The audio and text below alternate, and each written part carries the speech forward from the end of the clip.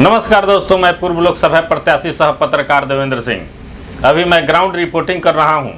अभी जगह जगह देख रहा हूं कि ये चुनावी माहौल में लोगों की प्रतिक्रिया क्या है, लोग जा किधर रहे हैं। लोग इस बात की समस्या सबसे बड़ी इस बिहार के अंदर जाति का जो जहल घोर दिया गया है, उस जहर से उबरना सभी पार्टियों के लिए नामुमकिन है।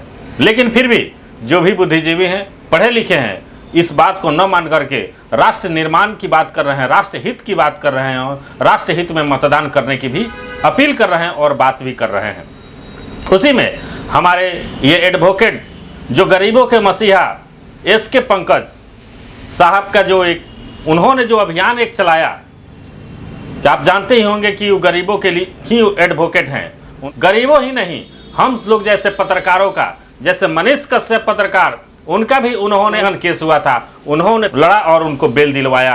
या वैसे शख्सियत ने एक अभियान चलाया है कि ये जो जात की समस्या आ रही है, जो हम लोग के समाज के बीच में जो जहर घोल दिया गया है, तो मैं ये चीज़ बताना चाहता हूँ कि जहर घोरने वाले जो भी लोग हैं, क्या धनी मनी इस देश में दो ही जाति हैं, कोई जात अलग नहीं है, दो ही जात हैं, एक अमीर और एक गरीब, दूसरा कोई जात नहीं है। जो जात पात करते हैं, मैं उनसे पूछना चाहता हूं कि अमीर घर के जो लड़के हैं, क्या किसी गरीब घर के यहाँ शादी करते हैं? किसी गरीब के यहाँ शादी करते हैं?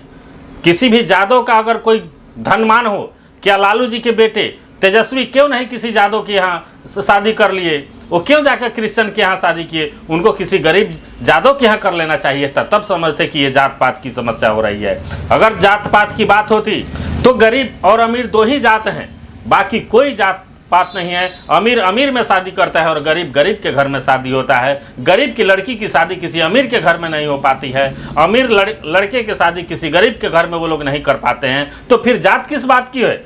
इसलिए जात पात कुछ नहीं है, केवल दो ही देश में जात हैं, एक अमीर और गरीब। इसी लड़ाई को अभियान को लेकर के एडवोकेट एसके पंकज भी इस अभियान को छेड़े हैं, उसी में हम लोग भी आगे बढ़ करके इस मुहिम को आगे चला रहे हैं। और रही बात चुनाव की, तो लोगों ने जो राष्ट्र निर्माण की बात कर रहे हैं, एक ही कल्पना लोग कर रहे हैं। ये 70 सालों से कांग्रेस की सरकार इस भारत में रही है, उसकी 70 साल की क्या विकास थी, और मात्र 10 साल में भारतीय जनता पार्टी की जो सरकार रही है राष्ट्र निर्माण में, इसका क्या योगदान है? इस योगदान को तुलना करके लोग मतदान करने के लिए तैयार हैं। बहुत सारे लोग कह रहे हैं 400 पार है, लेकिन मैं 400 पार नहीं कह रहा हूं। लेकिन फिर भी लोगों का जो रुझान आ रहा है वो भारतीय जनता पार्टी की तरफ इस देश का रुझान भी है। मुझे लग रहा है कि अनुमान लगाया जा रहा है कि मेरा सर्वे बता रहा है कि देश में पुनः प्रधानमंत्री नरेंद्र मोदी की सरकार बनने जा रही है, और फैसला आगे होगा कि क्या होता है। लेकिन हम लोग अनुमान लगा सकते हैं, इसको देख सकते हैं। लोग जात पात की ऊंच नीच, बैकवर्ड और फॉरवर्ड की बात कर रहे हैं समाज के अंदर।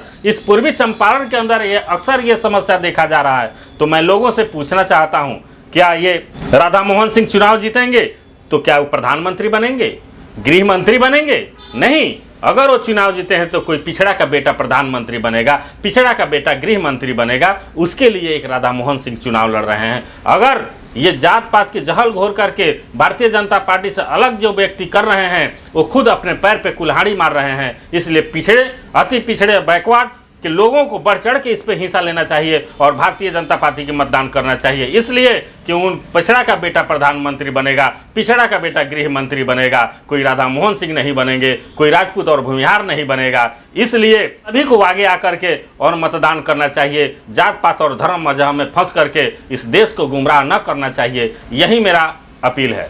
जय हिंद।